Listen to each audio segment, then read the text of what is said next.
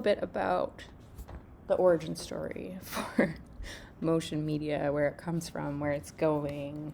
We'll chat about how we've gotten to where we are. We'll also touch on a little bit of some basic principles of animation, 2D animation, that come out of things like, I think it comes from Disney or something, but these really fun strategies for thinking about motion when you're communicating motion in space, ways to exaggerate certain things or emphasize certain things that lend a specific feeling or intuitive sense to it. And then we'll chat a little bit about the idea of like frame by frame animation. So maybe like stop motion or hand animating something or moving vectors around frame by frame. So we always start with the history of throwing yourself back. Picture you're in a cave, you're half man, you're half monkey, and you're drawing on the walls with charcoal a bison. They found a lot of early representations of animals in cave conditions all over the place. So I think this is Chauvet Cave in France, which is 32,000 years old. And a lot of early representations are often of animals. I think maybe I think if we were Homo sapiens at that point, our culture was largely interested in non-human spirits and intelligences. And so there's a lot of focus on drawing animals. But you'll find a lot of these cave drawings have a lot of legs, like way too many legs. And archaeologists didn't used to have a very good theory for why they were doing this, considering the rest of the representation was actually really accurate and thoughtful. They just assumed that when we were half monkey, we were stupid and couldn't count legs or something. But since then, there's some theories that maybe the way that firelight might have moved across these caves would have been a really early example of animation starting to take place or capturing motion. So when light is dancing around the walls of these caves, you get this effect of the bison or whatever this is running forward. So it's actually quite sophisticated instead of just not understanding how many legs or heads these creatures have. It's a strategy for representing motion using changes in lighting conditions.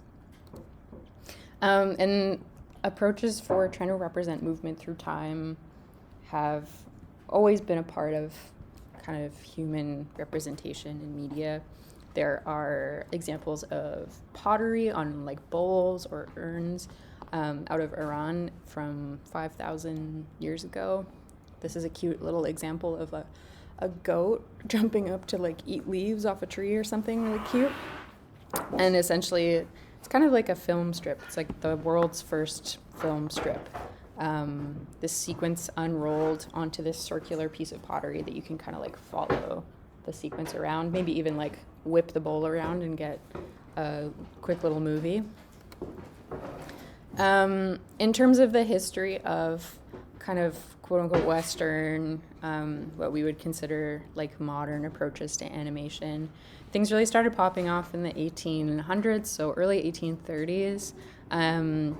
People were thinking a little bit more about, this is the early days of leading up to photography and photographic technologies, and so we were studying the eye more, like how human vision works, and trying to understand this. And so this came with the invention of the phenakistoscope or something. I don't know how you say that, but this little spinning disc that took advantage of, essentially you would look through these little tiny black rectangles.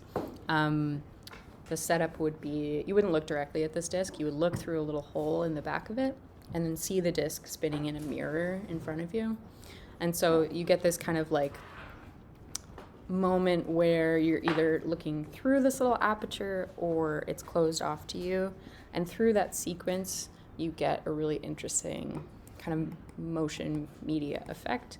And this ties into the idea of persistence of vision, kind of the way that the human brain interpolates or makes up motion in between static images. So our minds are kind of inventive, creative machines at the end of the day. We don't see what exists. We kind of interpolate in between points of data. Well, we anticipate data and simulate it in our brains and then check it against what's coming in. So when you have static images that are stitched together in a sequence, your brain does the work of interpolating all of the pieces in between them and really smooths it over because it anticipates or is trying to simulate what it thinks is happening or trying to understand. And so people started taking advantage of this effect with things like the zoetrope in the early 1830s. So again, it's this kind of like image, interruption, image. And that interruption is important to let your brain fill in the blanks and kind of simulate this motion. If there was no gap between the first image and the second image, you would just kind of like follow that first image around the circle. Like if these little rectangles weren't here, your eye would just be tracking one of the images of these birds. But that interruption lets your mind fill in the blanks and lends this kind of smooth, interpolated effect from individual moments or images. Flip books. Some guy patented the flip book in 1868, which is cute. People were also exploring stereoscopes, so photographs taken from slightly offset angles that when you stitch them together simulate the distance between your left eye and your right eye and can produce this kind of almost like three-dimensional effect. So these are really early photos from the 1890s that had a 3D feel. And this is kind of the same strategy, I think, from what I understand. If you go to see like a 3D movie today, I think they're still doing this shit. It's the same magic parlor trick. It's a stereoscopic image where one of the lenses kind of filters or polarizes for one aspect and another one of your 3D glass lenses will filter for the other, and together you'll kind of get this three-dimensional perspective. A Viewmaster uses a similar strategy. Are you guys too young to have experienced a Viewmaster? Have you ever seen a Viewmaster? Yeah, okay, good. This is important. I had one of these. My dad gave me one that had like little Power Rangers or something in it. That was a very formative piece of imagery for me. So, but just these little like 3D simulated environments that come from this stereoscopic idea. And our boy Ed Weird comes back again. So again, he was really one of the pioneers of stitching photos together and photography together into a sequence under the guise of like scientific study, but this was really the precursor for a lot of cinematic exploration. I'm going to skip over that. We're not going to talk about that because I don't know what it means.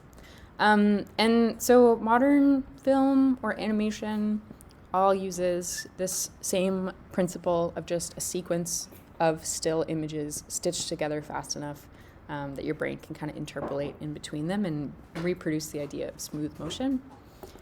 So the rate or pace at which these images are shown to you will change how much smoothing over your brain does. A natural or close to human frame rate, quote unquote, so a speed of images hitting your eye that feels natural to us is often somewhere between 24 and 30 frames per second. So a lot of movies are 24 or 30 frames per second. Some more like high res movies, I think there was like a Hobbit movie that was 60 frames per second or something.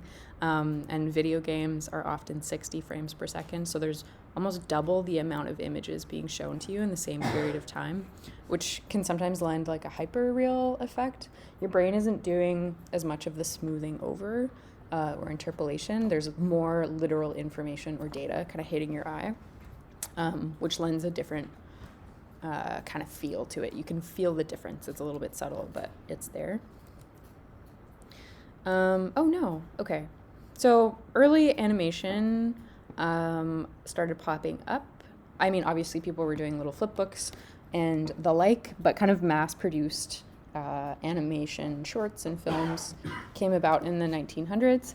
This was a cute little animation on, I think, just this man drawing images and then photographing them and then stitching the photographs together. This is another example of really early animation. I think this is one of the first kind of like feature short animations, but they're kind of interesting because they're really good. Like the animations are actually quite compelling and thoughtful and comedic. And so it's interesting how when a new media or form emerges, how the exciting parts of that medium often show up in artwork kind of right away or relatively quickly.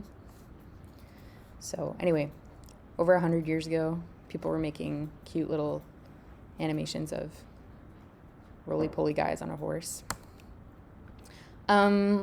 But the first kind of major motion picture, from what I understand, that was all an animated film was Snow White and the Seven Dwarfs, which is actually quite beautiful. And it uses techniques that are persistent throughout the history of like animation and motion media today. So you have these like really beautifully rich painted scenes that are static images, or maybe they're kind of like panned around or moved around, but you have a rich environment that's a still image. And then you have the motion or human aspects animated on transparencies over top. So there's actually just really small pieces of animation, which is interesting. You can take static images or renderings of your work and add in small pieces of motion instead of having to construct the whole thing as this really comprehensive production. You can do a lot of really interesting things with just a snapshot and some motion painted over top. Back in the day, this was done by hand, painted on little transparencies or celluloids. And there's a little clip from inside the walls of Walt Disney about how this was done. Essentially, they had teams of people who were down in the basement, from what I understand, tracing over and making individual frames. They received their instructions from dudes upstairs who would make what were called kind of keyframes, or these important moments in the film that they wanted to create. And then the women down in the basement would create those moments in between. So they would do the interpolation between these quote unquote key frames, and then kind of stitch together the motion in between to create a smooth process. So this is an example from Lilo and Stitch 2. You can see there's these kind of key moments on either end here, and then the animator does the work to interpolate in between these key moments. And this is what your brain is doing to a large extent with movies or films. So things like Spider-Man in the 60s are a good example of this. This is a lot of work. Like, it was really hard work. You can see this is the same setup. They've got like a static image in the background that they're just kind of like cycling or looping through, and then a piece of motion in the foreground, also looped. You'll find a lot of stuff in the 60s and 70s. It's just a lot of hard work. And so things like Spider-Man or Scooby-Doo, like if you've ever seen old cartoon episodes, there's like 3 minutes of unique footage, and then they just loop it to different music in the background to stretch it into like 20 minutes. But that's a good strategy too, I think. Just like doing the least kind of minimal transformations or pieces of motion, and then kind of looping those actions or repeating that animation on a static context, or maybe a context that's sliding, like in this example. So just a static image in the background that they're kind of panning across or pulling underneath the celluloids. Same deal for Studio Ghibli. Similar strategy. They have these like really richly painted, beautiful backgrounds, and then the motion pieces are layered over top. And sometimes there's several layers, like there's a background painting, the animation is happening in the layers in the middle, and then there's some foreground painting happening on the front. And this is something that's nice to kind of replicate in After Effects as well. So this is kind of a lovely strategy, but Studio Ghibli, I think, all hand-painted, really gorgeous pieces of art. Once we get into the early 2000s, things like Treasure Planet. Did you guys see Treasure Planet? Are you too young for that? Yeah, it's kind of a banger, underrated banger. This is one of the first examples of like a major studio mixing in 2D animation and 3D animation. So there's these like really funny, odd moments where the two mediums start to meet each other. We're not going to get into the 3D stuff until next week or after, but just kind of like this interesting collision of two ways of working. But from these works, there's this kind of like visual language of motion that's since kind of emerged or was developed by animation studios across the 20th century. And sometimes they're called the 12 principles of animation. There's a really good series on YouTube if you're interested. But there's a few strategies that you might want to consider if you're thinking about drawing or including motion in any of your images. So one example is squash and stretch. So this, you can kind of see the shoe starts to bend upward. And the same thing with this ball. It kind of stretches before it hits the ground and then gets squashed when it collides with the surface. You can kind of compare an object having this effect applied on the left versus just one that's basic. And this is like a way to imply materiality in the things that you are drawing or simulating. So the more that things move or change or are flexible, the softer and squishier they might seem. So different ideas of motion, anticipation, so kind of like winding up before motion, kind of an interesting principle. Anyway, 12 different kind of strategies for thinking about motion and including little ideas of how our brain anticipates motion, kind of exaggerating the things that your mind might pick up on. So yeah, stretch and squash is kind of an interesting example.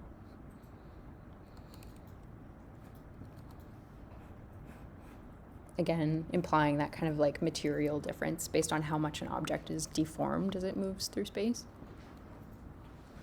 And then hand animation, this is just something you can do by hand, so literally on trace paper.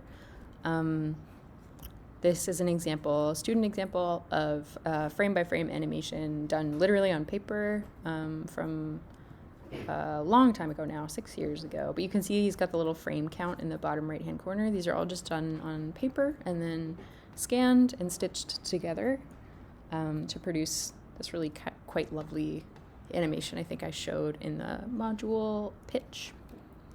But there's some interesting principles of animation going on in this one as well. A little bit of like squash and stretch and how things start to blend together. But just a really beautiful example of hand animation done on the simplest of mediums, just hand on paper.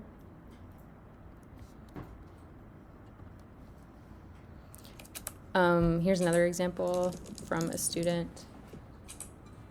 I don't know if it'll play the music, but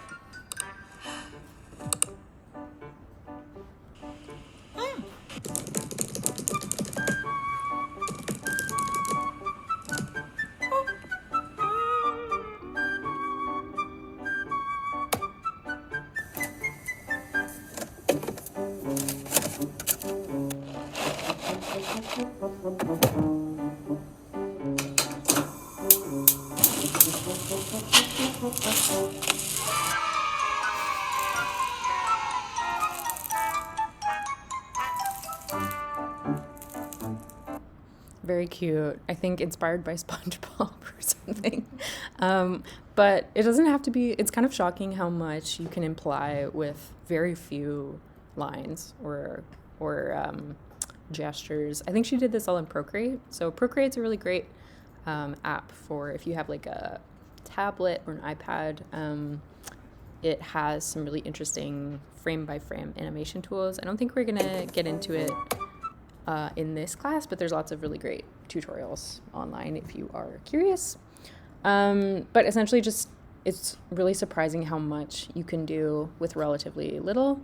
Again, the frame rate is really low. There's very few frames that she's stitching together, but there's some really complicated kind of like spatial moves that she makes. The dial turns into a sandwich flips. Anyway, really interesting, kind of fun strategies. And then like emotional resonance, you can include a lot of emotional resonance with relatively few moves.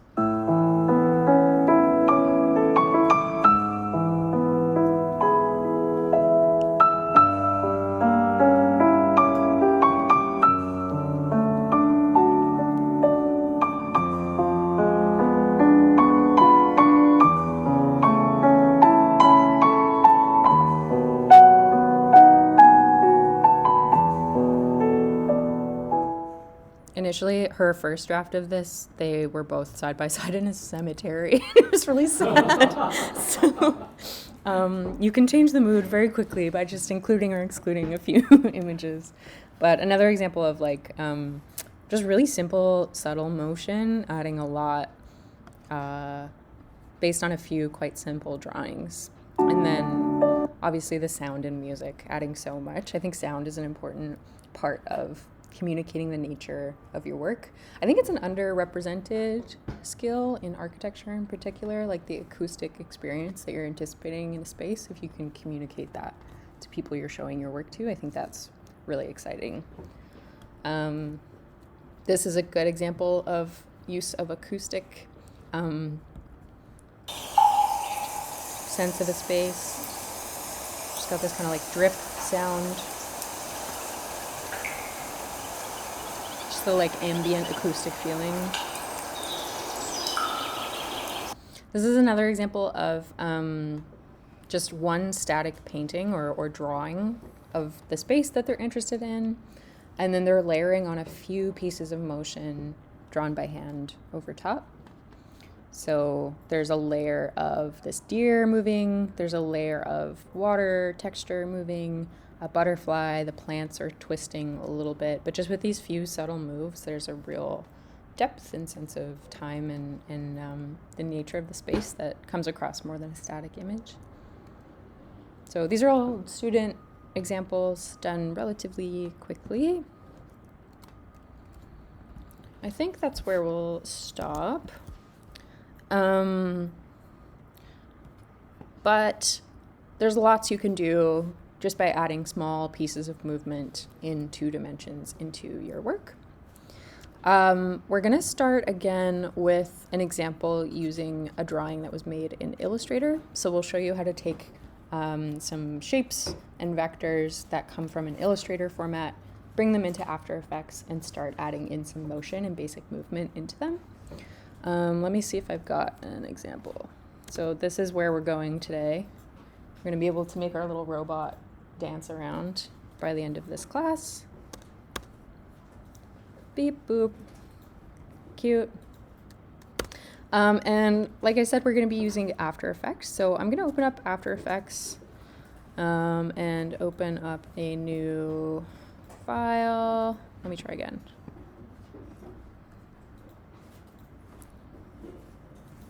After Effects.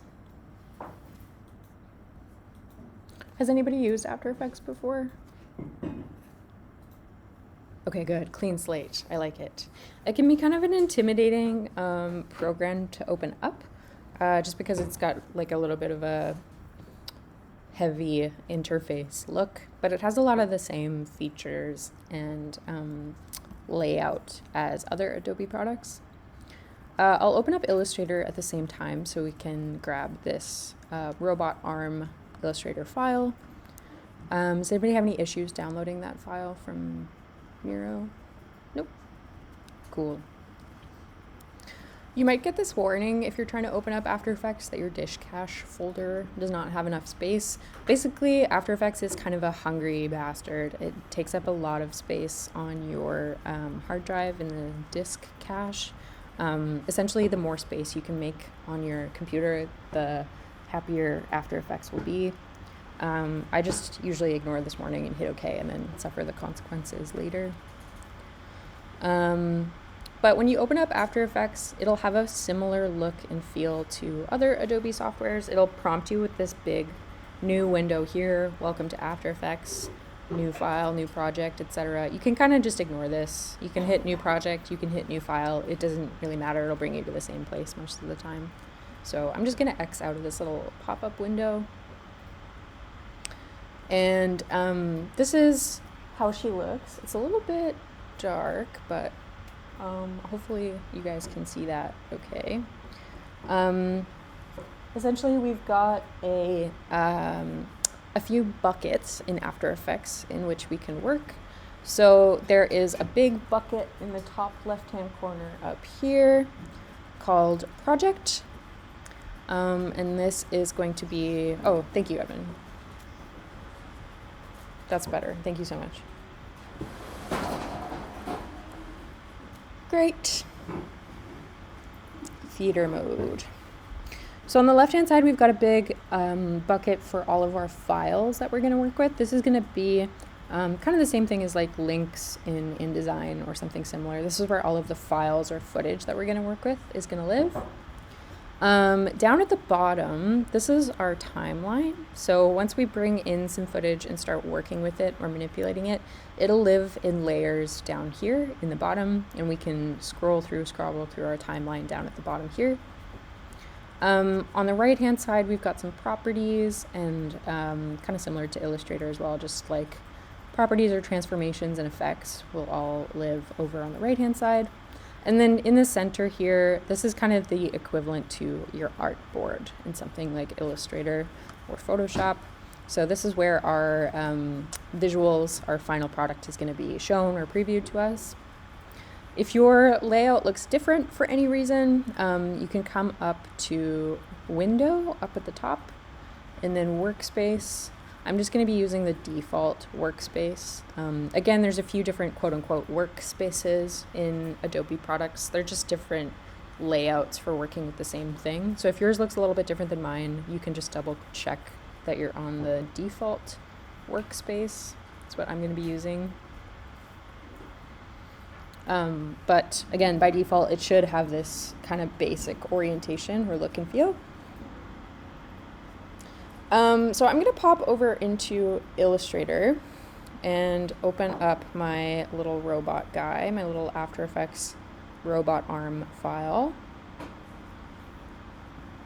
And if you've got that file downloaded as well, you'll see that it's a wonderfully organized file. Over in the layer panels, we've got individual layers for the hand of our robot, the arm of our robot, all of these good little chunks and pieces. And this is a nice and important way to lay out your stuff in Illustrator when you're bringing it into After Effects, because After Effects is, it doesn't work too hard to dig into your layers and figure out what's there. It will only essentially read separate pieces of information as they are on different layers. So if everything's all collapsed onto one individual layer, I won't be able to grab individual pieces of it inside of After Effects and move them around. It'll just be kind of one flat piece of information. After Effects doesn't really like toggle this open and take a look at what's inside. It just assumes that a single layer is a single object in After Effects. So we'll see what that means a little more clearly in 1 second. But essentially, every individual piece that you want to be able to move should exist on its own layer. So maybe a little slightly different organization from how your Illustrator file might be set up. Maybe you have different layers by line weights or some other strategy by type of object. In this case, you want to organize your layers by individual pieces that you want to move separately inside of After Effects. So that's the strategy for organizing layers in Illustrator. When we're back in After Effects and want to get started with some Illustrator files, want to get started with some information, there's, as always, a million ways to kind of import or bring things into After Effects. Again, all of our project files are going to live in this big bucket on the left, my project files bucket. So you can always, if you're a click and drag girl like me, you can always click and drag your Illustrator file into that bucket and it'll start to bring it in. You can also right click on that bucket and hit import and then choose file and navigate to your Illustrator file. You can also come up to the top under file, import, and then file. Or you can just hit Control or Command I. These will all do the exact same thing, exact same sequence. So you just have to navigate to your Illustrator file and drag and drop her in somehow, however you so choose. The next little dialogue that pops up is kind of important. So there's a little drop down here that lets you choose between footage or a composition. So this is an important difference, and I always get the two confused, which is hopefully understandable. Footage, from what I understand, will take whatever you're bringing in and treat it as kind of like a picture or an image or a sequence of images. So I think, from what I understand, this will take your Illustrator file and flatten it down into a static image. So you can either choose to have all of those layers merged together into one, or you can choose a single layer to import in at a time. So if you have footage selected, it'll just bring in kind of a static snapshot of your Illustrator file. But if you want to bring in all of the separate layers in your Illustrator file, as we do, we want to be able to kind of grab those layers and move those pieces around. We're going to choose this other option instead, called composition. So instead of footage, we're going to choose composition from the drop-down. And a composition in After Effects is kind of the same thing as like an artboard in Illustrator or Photoshop.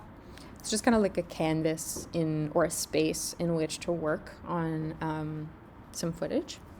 So I'm going to choose composition. And then there's a further option down at the bottom here called footage dimensions.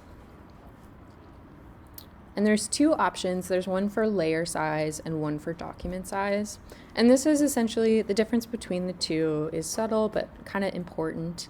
So if you have this set to layer size, the individual pieces that it brings in, you'll be able to grab them and they'll only be about as big as they are drawn in Illustrator. If you choose document size, or if that's the default that it's set to, every single object that you bring in, when you click on it, it'll be the size of your Illustrator artboard. The size of the object will be kind of normal as it looks in the drawing, but when you click on it, it'll have this rectangle around it that's the size of your artboard. Sometimes that's helpful, but most of the time it's not. So just when in doubt, if that doesn't make sense, tend to choose layer size. So TLDR, we're going to choose composition from the drop-down, layer size from the second drop-down, and then hit OK. And once you've done that, you can see we've got two new things showing up in our little project bucket on the left-hand side here. We've got a little folder, which if I toggle it down, it has individual objects here representing each layer in my Illustrator file. So if I come back to Illustrator and look at the layers going on in here, you can see that it maps to the names of these separate little objects here in After Effects. We've got arm 1, arm 2, arm 3, arm 4, base, and hand. And that's exactly the different layers that we have at the highest level in Illustrator. Any layers nested underneath, so any kind of sub-layers or layers underneath here, they're not going to show up. After Effects won't notice them or think about them, so only the topmost order of organization really matters here. So we've got all of our individual Illustrator pieces, and when we chose composition, it also made this other object up here. The icon for that is like a little film strip with some shapes on it, and you can see that this one is labeled as a composition. So if I double click on this one, it's going to open up my composition. And you can see what's going on here. When I double clicked on my composition, it opens up this new little sequence or timeline down on the bottom here. This composition or artboard or little sequence has all of my individual Illustrator layers on it. So each one is a separate piece, which is nice. And it's starting to show up or preview in my little preview window up in the center here.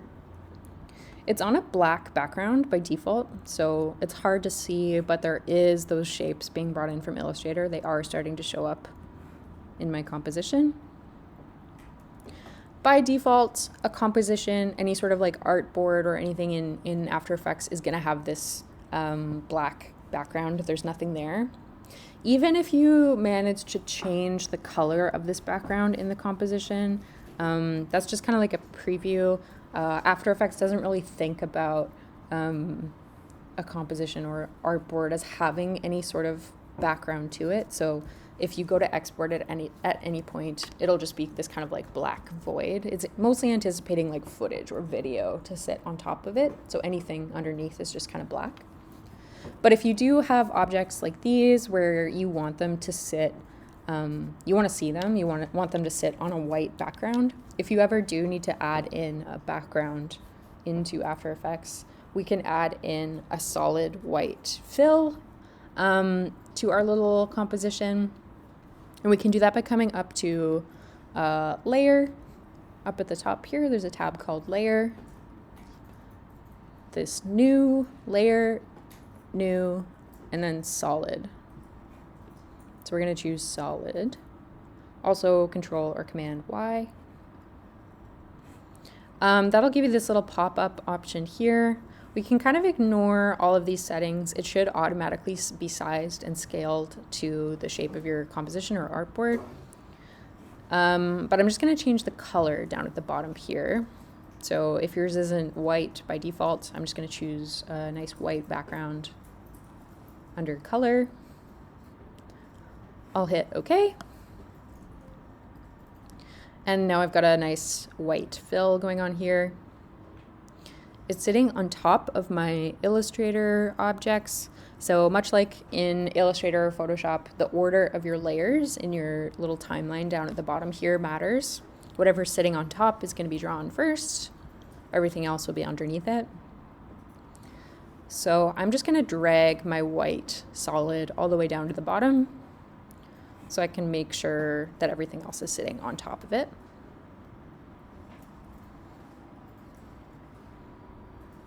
And then I'm also gonna just lock this layer in place so that I can't grab it accidentally. You should see on the left-hand side, the leftmost column, there's a couple of different icons up at the top, a few different little checkboxes. I'm just gonna turn on the little lock icon. So much like in Photoshop or Illustrator, I'm just gonna hit the little lock on white solid. And now I can't grab it or move it around accidentally. Whoa, they're really going to town out there. Sorry. There's also a little eyeball in the bottom left-hand corner. So this is exactly like Photoshop or Illustrator as well. You can toggle layers on or off.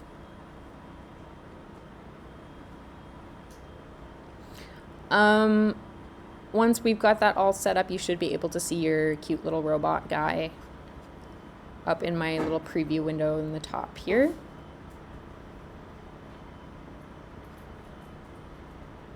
And when I click on each individual layer here, you can see it's grabbing a different piece of the animation or a different piece of the drawing. So you should be able to move these around separately.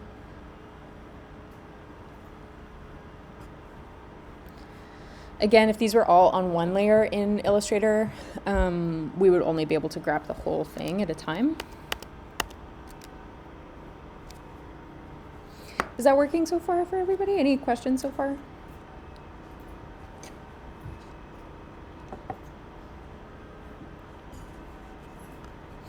Okay, so you can see we've got a little timeline down at the bottom. By default, mine has brought it in at 30 seconds. So this is a 30-second long little video.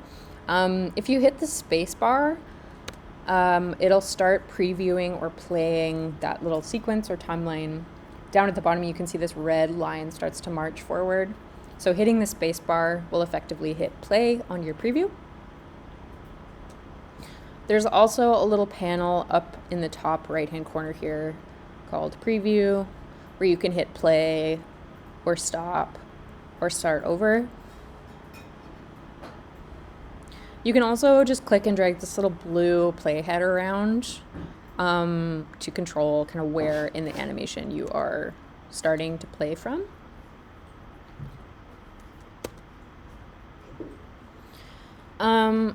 So from here, we can start to control and move around different little pieces of our animation. You can see when I zoom into it a little bit in my preview, it looks pretty shitty. You might see your nice vector line work in Illustrator, which is all clean and crisp, and wonder what happened when you bring it into After Effects. And a lot of this is because After Effects, kind of similar to InDesign, it's not physically necessarily bringing these objects in. It's just kind of referencing them or linking them. So any changes you make to it, it's not necessarily like embedded in the software. It's just a reference or a link. So sometimes you'll make changes and they'll show up as like crazy pixely, which can be confusing. But in order to see them kind of at their fullest resolution, to see what it'll actually look like if it's looking crazy pixelated and you're not happy about that, there's a little layer or a little checkbox next to your layer. It's super tiny, but there's like a little starburst icon. The first icon that might show up is called Shy. It's this little like Squidward looking guy with a big long nose. This one, I actually have never really used this, so we're gonna ignore it. But the one right next to it should be a little starburst icon. And this one's called Continuously Rasterize. So when I turn on this little starburst icon, you can see that suddenly my Illustrator layer gets really crisp and clear. And essentially this just kind of forces After Effects to kind of like refresh a little bit faster, double check, and instead of holding this kind of like pixely placeholder, it'll force it to refresh at a higher resolution essentially. So this is probably a little bit more computationally intensive, so you might not want to always leave this on, but just if you're seeing super pixely outcomes, this is probably what's happening. It's just kind of referencing or placeholding your layer in there. It's not continuously rasterizing it. So this little starburst icon should crisp everything up if you want to see what it'll look like. So much like InDesign, again, this is just kind of linked in. So any changes that I make in my Illustrator file will automatically update or percolate through to my After Effects file. So if I go back into Illustrator, maybe I'll make the hand on this one. Maybe I'll give this one like a funny fill color just to see what happens. So I'll fill it in with pink. Hit save. And then automatically in After Effects, without doing anything, it auto updates. So any changes that you make and hit save to in Illustrator will percolate through and update in your After Effects file. Again, it's just kind of linked. It's not physically here. I'm going to undo that because that's really ugly. Undo and hit save. Should change it back. And I'll just kind of move this guy back to where it was originally. So we've got our individual pieces. I'm ready to start moving them around. You can see if I move this little hand object somewhere in space and hit play, it hasn't like recorded the motion or movement of that hand. It just thinks, okay, that's where you want this object to sit now. There isn't any sort of like animation in between them.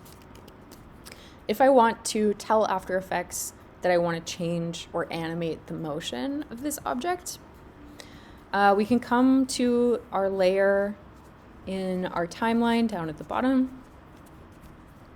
Click on that little layer, and then you can see there's a little drop down to twirl it open. So I'm going to click on my hand layer, twirl it open, and now you can see underneath that there's another little container called transform. If I twirl this one open, you can see what I've got down here is a bunch of different properties about this specific layer. So it's got things like position. So this is its position in space. If I grab this layer and move it around, you can see that those numbers next to position automatically change. And vice versa, if I click and drag on any one of these little numbers in blue in my timeline, you can see that controls its position on my little artboard or composition. So these are essentially the parameters or variables or values of where this object is in space. We can also control scale, so I can make it 120% of its original size. And then there's also things like rotation here as well. So I'm interested in rotation. I want to animate this hand starting to twist and pivot around this upper piece of the arm. When you are interested in when you're interested in animating a specific property that you can see down in this timeline down here, you can turn on or click the little stopwatch button next to that property. So I'm gonna click the stopwatch next to rotation. And you can see that automatically places a little diamond on my timeline here, wherever my blue cursor is at that moment in time. That little diamond is essentially a keyframe. And a keyframe, if you remember from the little video of dudes at Disney, a keyframe is just a moment in time that you've determined that's the state I want this object to be in at this moment in time. So this is like a still image of Stitch screaming with his mouth open. It's like a state of being or a moment in time that's important.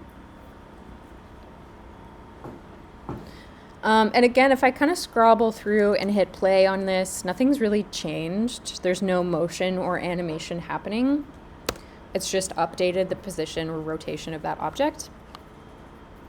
But if I kind of scroll forward, so I see this little diamond on my timeline. If I move forward and then change the value of rotation, so maybe I'll grab the blue number of degrees for rotation and I'll click and drag it up or down. You can see the second I change that value, so I touched this little blue number and clicked and dragged it. Now it's placed another little diamond on my timeline here. It's made another keyframe. So we've told After Effects, okay, we want this to also be an important state or a keyframe. And now what After Effects does is as you scroll through your timeline or toggle or move from your first diamond to your second diamond, your first state to your second date, After Effects does the math to interpolate between those two conditions. So if I scroll back to the beginning and hit play or spacebar, it should automatically start to interpolate and move in between those two conditions. And this is the fundamental way in which After Effects works. We scroll through our little timeline and change a value of something to drop a little keyframe. So if I scroll to a position somewhere in the middle, and I want to change how much this is rotated, I can either click and drag this little number again, or you can grab the rotation tool up at the top here. Rotation tool. You can also just hit W. And I can click and drag to rotate this one around to some other position. You can see it drops another little diamond. And now it's interpolating between those three conditions. So state A, it's spinning up into state B, and then it's twisting into that final state C. So those three different keyframes or conditions, it's doing the math to interpolate between those. If you click and drag those little diamonds around on your timeline, so you can click and move these around, that's controlling where in time that keyframe is. So it's moving from state A to state B much faster. And then there's a little bit more time before it has to hit that state C, that third diamond. So controlling the position of these diamonds on your timeline controls how quickly it moves between those states. The closer you move them together, the more quickly it's going to bounce in between them. Bing, bang, boom. You can also always change these states. I can hit delete anytime I've selected a little diamond. So I'll grab a little diamond and hit delete. That's gone. And if you change your mind and you decide, actually, I don't want to animate the rotation of this little hand right now, You can just turn off the stopwatch. So hit the little blue stopwatch one more time. It'll delete all of your keyframes and lock your object in whatever position you last had it. So now it's not animating that condition anymore. So that's kind of a drastic thing. Don't turn the stopwatch off unless you're really certain you don't want those keyframes anymore. But again, turning the stopwatch on, it's basically like hitting record. So if I scroll through my little timeline and make any changes to that rotation value, it'll automatically drop a new little keyframe, essentially recording any changes that you make while that stopwatch is on. So you can go through and make as many changes as you want. It'll automatically drop a little diamond and then interpolate in between them. Does that make sense to everybody? Is that working for everyone? Any questions?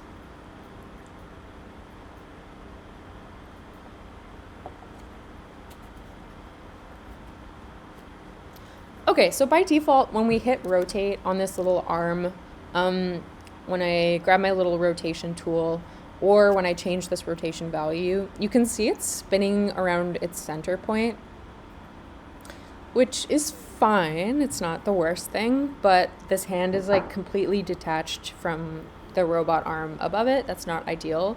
I don't really want it to pivot around the center of this image. I want it instead to pivot around this little knuckle or arm up at the top here. So the reference point that it's spinning around, you can kind of see it's this little crosshair icon in the center of my layer. This little, it's called an anchor point. So when I'm spinning it, it's always spinning it around that central anchor point. And that's something we can control. We can choose where that anchor point sits. But in order to grab it, you have to grab a special tool first. It's right next to the rotation tool. It's called the pan behind or anchor point tool. The icon is like a little dashed rectangle with some arrows in it. You can also just hit Y. This little tool will let you actually select that anchor point, that central rotation guy, and move it around to wherever you would like it to rotate from. If you don't have this selected, if you just have your normal arrowhead selection tool, it won't let you grab it. You'll just always be kind of grabbing the entire layer. But if you hit Y, that'll let you grab that central crosshair icon and move it into position. So I'm going to move it up into this kind of first little knuckle. This is going to be the pivot point around which I want that little robot hand to spin and bounce. So I'll move it up here. I'm going to kind of clear my rotation values. I've done a little bit too much messing around. So I'm going to turn my stopwatch off, delete all of those little keyframes that I had before, and start fresh. So I'll move back to the beginning in time. I'll hit the stopwatch to turn on animation for rotation. So I'll hit the stopwatch next to rotation. I'll move forward a little bit in time, maybe 5 seconds. And then I'll rotate this guy a little bit more. So I'll grab my rotation tool and hit rotate, and now you can see when it's spinning around that anchor point, which is great. It's not spinning around itself anymore. It's spinning relative to that arm or joint. So now when I hit play, I go back to the beginning and hit play. You can see that it's just kind of pivoting around that new spot that we've specified. If your computer is having a really hard time playing back your animation, so if you hit play and it's just chugging forever, or really jumpy or laggy, you can change the relative resolution or preview / playback resolution from this drop down in your central composition area here. So this little drop down where it says full in brackets, you can choose kind of a half resolution, a third resolution, quarter. This doesn't actually change your final output. It's just changing how high res it's doing this little preview for you. So if I change this down to all the way down to a quarter, you can see it gets really shitty and pixely, but it should run a lot more quickly on my computer. So this is kind of helpful if you want to see how something is coming together, but it's just taking way too long to render on your machine. This little drop down will change the resolution, that playback resolution for you. And vice versa, if that's too pixely, you can bring it back up to auto or full. Auto will usually do its best to respect your computer's computational limits and not push it too far. If something is ever taking a while to load, you can see this little green bar up at the top. Sometimes that green bar gets broken when you change something. So if I move this little diamond around, you can see that green bar disappears and then kind of rebuilds itself. But there's a little gap there until we actually scrub through and hit play and watch those changes. That's because it has to kind of re-render those frames. It has to redo the math on this situation. That little green bar tells you the status of if it's done that math or not. The more computationally intensive or more kind of tricks and math that After Effects has to do, the longer it'll take to fill back in that green bar, and the choppier your playback is going to be. So if your computer is having a really hard time and it looks really shitty and not very smooth, it might just be because it's loading and it needs a pass or two to go all the way through, play all the way through and render out all of those frames for you before it'll play it back smoothly. Sometimes it can be helpful also to, instead of hitting play and then it playing the whole composition from beginning to end, sometimes it's helpful to zoom in on a specific moment and only kind of play back this one specific piece over and over again to help it render a little faster or avoid playing through the whole composition. And we can do that using these little blue bars. There's a little blue, well, there's two. There's one up at the very top, a skinny little one that we're going to ignore. And then there's a slightly thicker band of gray that has two little blue handles on either end. And you can click and drag those blue handles into an area that you're interested in or focused on. This is called your work area in After Effects. It's just this little gray bar with blue handles. And if you zoom that into a specific area, kind of click and drag those handles into a certain moment in time, when you hit play, it'll run through that work area and then loop back to the beginning and keep playing. But it won't play all the way through your super long composition. It'll only kind of repeat and loop through your selected work area.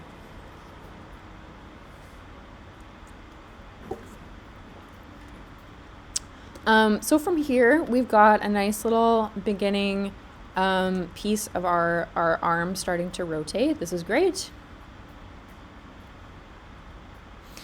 Now maybe I want different parts of this robot to start to move as well. I don't just want the hand to rotate. I want the piece that it's attached to also start spinning and moving around. So I can collapse my little hand layer. I don't really need to focus on these pieces of information that much anymore. So I'm going to twirl up my little hand layer, collapse her, and we'll move on to arm number 4. So arm 4 as a layer. And same deal, we can toggle this one open. So twirl it open all the way down. We'll open up transform until we get to rotation.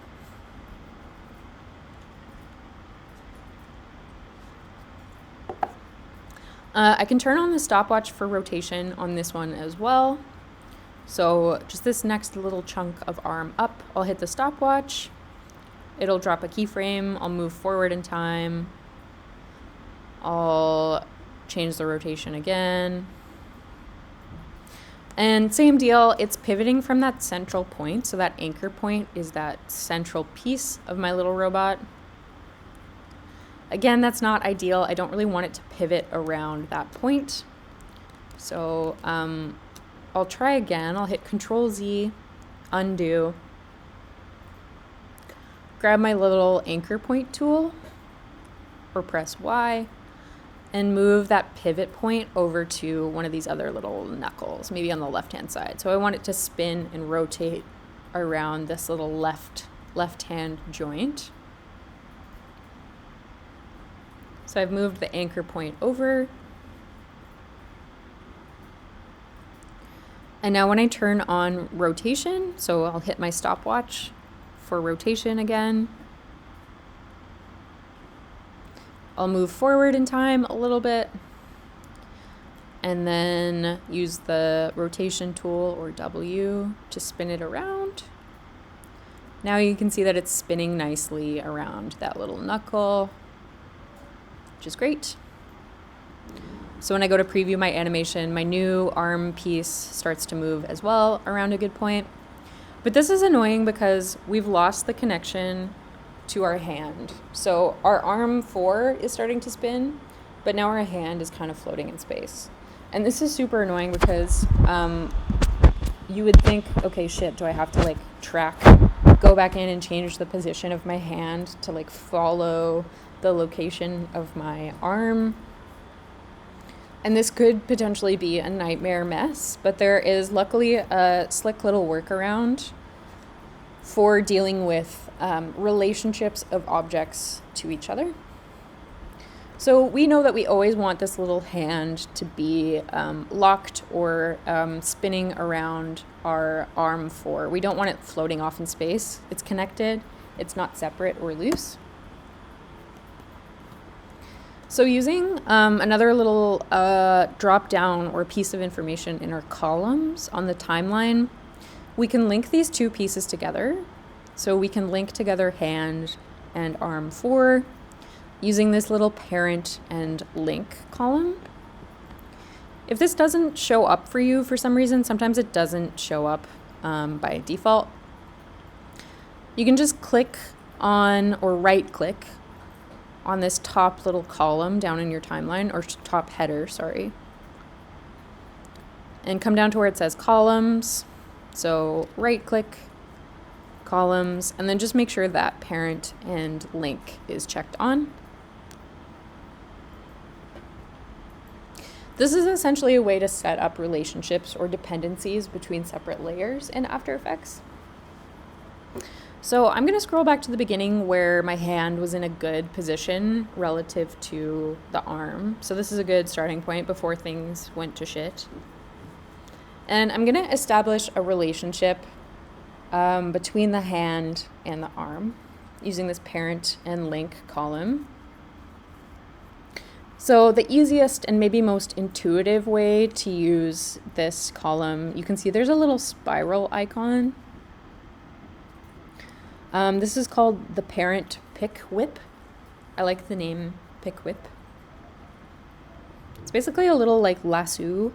If you click on it, click and drag, you can see this little blue line starts to extend out of it. And with this little blue line, you can select a different layer that then becomes its parent. So I'm going to grab my little pick whip and drag it onto arm 4. So arm 4 is now going to be the dad, the mom or dad of my hand layer. You can see this little drop down next to parent in link is set to arm 4. And basically this means that the hand layer is now the child or baby of arm 4. It's going to go wherever its parent goes. So if I scroll through in time now, you can see that when it starts to spin, it's always located relative to its parent. So it's going to inherit any sort of transformations from its mom or dad and then spin around or move relative to that object. This is what parenting is in After Effects, not in real life. So you can use that little pick whip. You can also just select a layer from this little drop down. So you can choose its mom or dad from this drop down as well. Again, this is just a way to establish a relationship from one layer to another so that the child always follows the location of the parent. And we can go through and establish these little relationships for all of these pieces of the robot if we so choose. So maybe this arm 4 piece, this one is clearly related to arm 3. So it always wants to have this kind of spatial relationship to arm 3, wants to be connected. So we can use the pick whip again to grab arm 4 and link it to arm 3. Now when I move arm 3, you can see everything up the chain kind of follows with it. So since arm 4 is the baby of arm 3, baby follows mom, but baby has a baby, and that baby follows its mom. And so there's this kind of like chain of behavior. They all become linked to one another. So if I change the rotation of my arm 3, it automatically updates and percolates through everything else.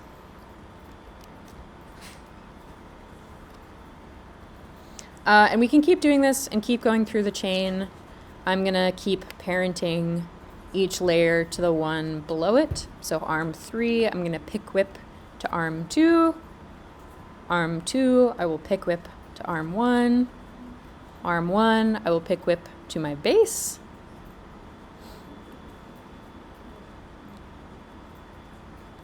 And now I just have to move one piece of this whole machine and it should respond accordingly. So if I move my little base piece, now everything is attached. And I can animate my base piece kind of zooming around the screen if I like.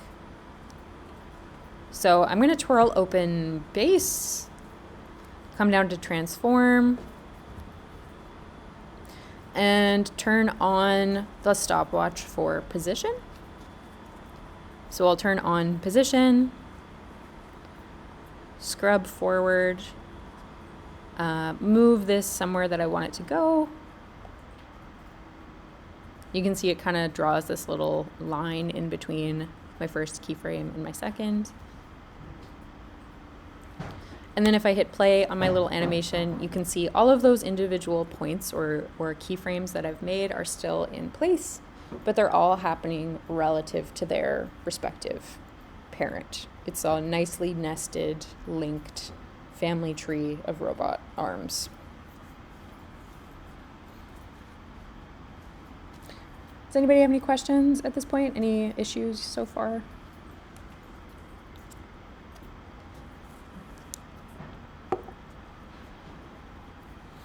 Okie dokie, this is the magic of After Effects. And so we'll wrap up there for today. Next class, we're gonna extend our capabilities in After Effects. We'll explore some of the settings for our composition, but we'll also dig into a little bit of, what did I say we were gonna do? We're gonna do camera tracking. Camera tracking is pretty cool. So we'll do a little bit more vector stuff, so we'll play around with animating lines to do different things, but then we'll also explore camera tracking, so bringing in footage into After Effects, having After Effects analyze the footage, and then being able to like place stuff into 3D inside of After Effects, which is pretty fun. Okay, have a great weekend. I will see you guys on Wednesday, and we'll chat about your next assignment. Thanks, guys.